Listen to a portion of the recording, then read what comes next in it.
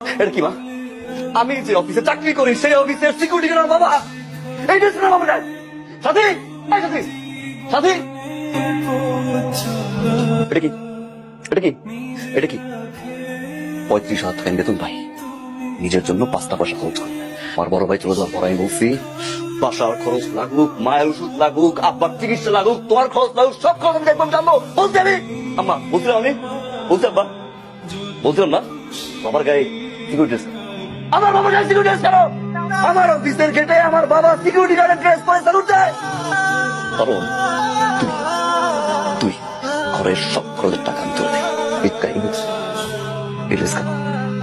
কারণ আমার বাবার বুক ফাটে, তারপর বুক ফাটে না, হয়তো মার টাকা লাগবে, তার আমার বাবার টাকা লাগবে, তোর মতো মেয়ের কাছে বলতে পারো না, যার কারণে বাবা চাচ্ছি। ঠিক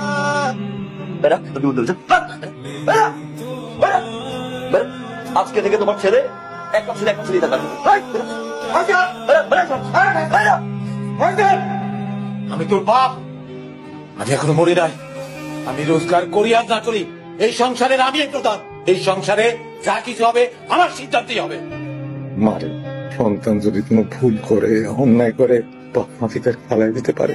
বাবা তো বাবাই, মা তো ভাই, সেটা নিজের হোক বা অন্যের। আমার না অনেক বড় ভুল হয়েছে, আমি অনেক বড় ভুল করে ফেলছি।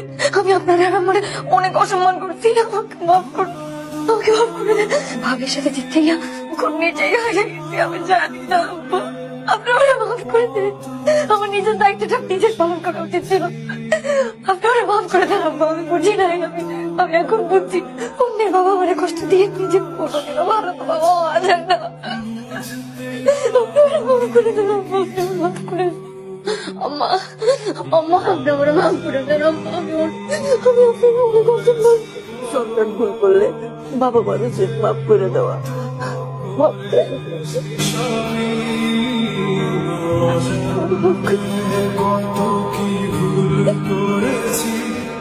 দেওয়া।